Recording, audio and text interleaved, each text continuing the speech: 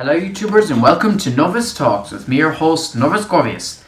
And I haven't done a review in a long time and I decided it was time to do a review once again. We're going to be reviewing the wonderful 101 Remastered for Nintendo Switch. This originally came out on the Wii U back in 2013 I want to say, and it came over to the Switch last year in 2020, I think around May. I never got the chance to play it on the Wii U, never had a Wii U, so many games I missed out on, but I had seen that this was a really popular one, and considering it's by Platinum Games, I was very interested in picking it up and seeing what the game had to offer.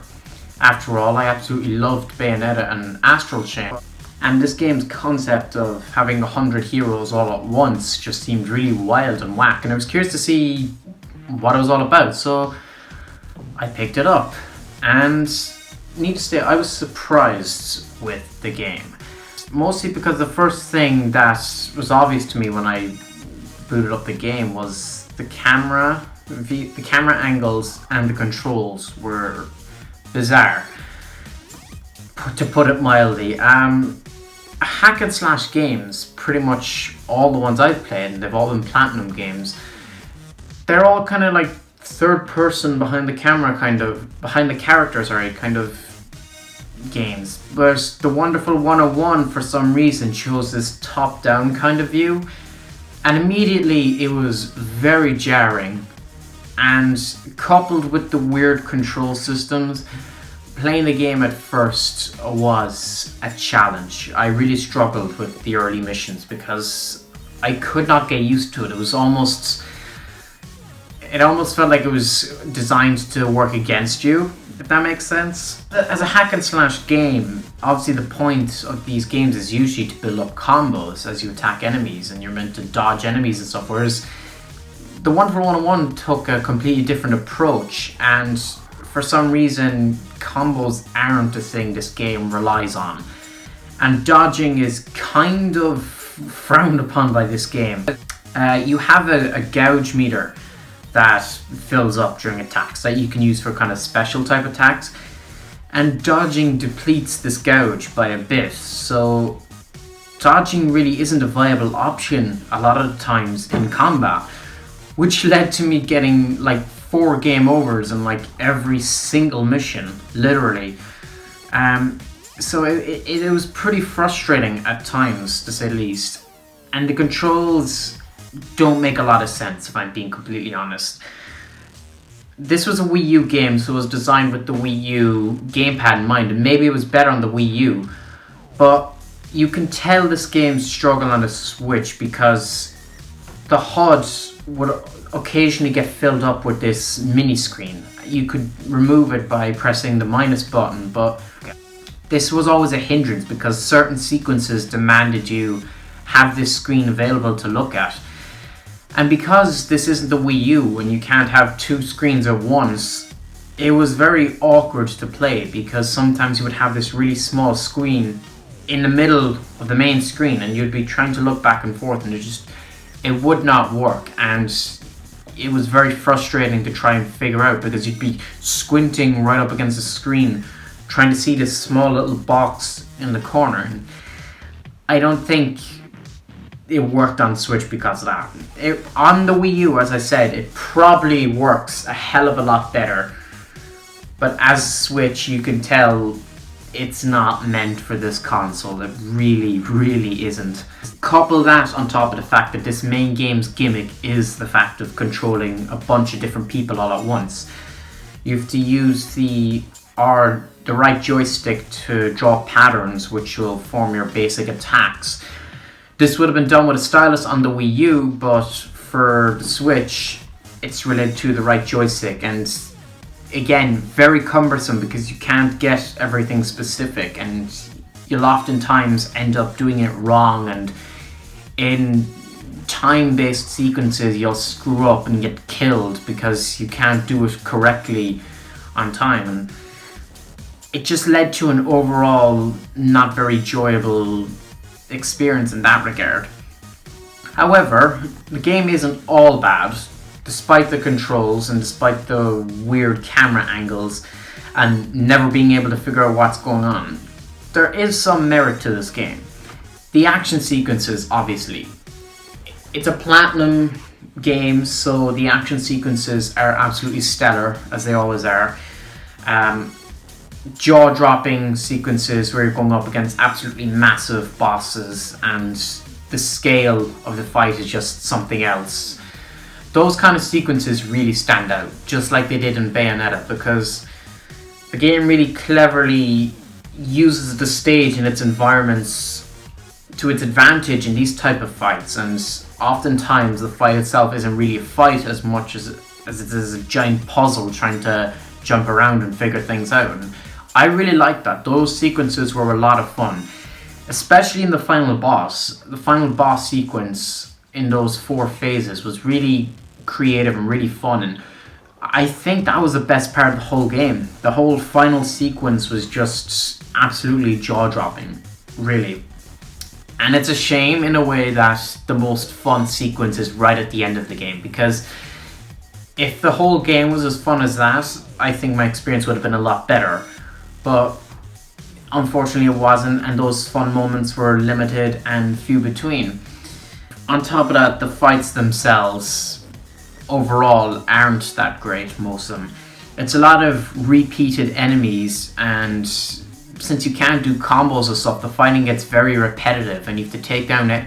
A lot of enemies can only be taken down by one specific character in one specific way, and it just becomes tedious most of the time, especially since you can't see what's going on most of the time as well. In contrast to games like Bayonetta or Astral Chain, where you would fight the same enemy 100 different times, but it could play out 100 different ways. The Wonderful 101 doesn't do that. For the story of the game, it's okay. It's subpar, I suppose.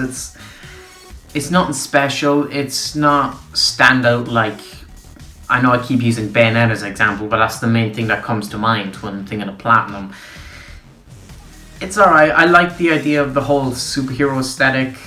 I thought it was an interesting approach, but the story itself, and it was a bit childish at points. Like some of the names for enemies and some of how things come together just doesn't feel that great. It's oftentimes cringy and just not good at all. Which brings me to the voice acting, actually. The voice acting is good, but the problem is, I suppose, the direction, or just how some of the characters are meant to be. A clear example is the character Alice. I could not stand this character at all, because she's spoken as just monotone tone the entire game, just didn't differ at all. Something really dramatic could be happening, she'd just be speaking in a completely dull fashion, and it was just like this in every single time she showed up. And then with the other voice actors, they're either underperforming or overperforming, and it's pretty cringy with some of the dialogue they're given. I think the voice actors for Pink and for Green really overperformed, and then with the likes of Yellow and White is very underperformed. Even though not to talk shit about those voice actors, because some of them are really good. For example, Pink is voiced by Tara Strong, who's done a lot of different voices across a lot of different fandoms and shows and movies and stuff. So obviously a really talented actress, but just the direction she was given for this just wasn't good. It was too over the top at times. And as I said, the dialogue wasn't the best. Not great. The characters themselves, obviously, they're forgettable. This game has villains, but it just throws them at you, you know? In contrast to Platinum's other games, where you'll have 1 or 2 villains for a game, and they'll stick out in your mind, and we'll reuse those villains. This game, for some reason, every couple of missions introduces a brand new villain and kills them off straight away.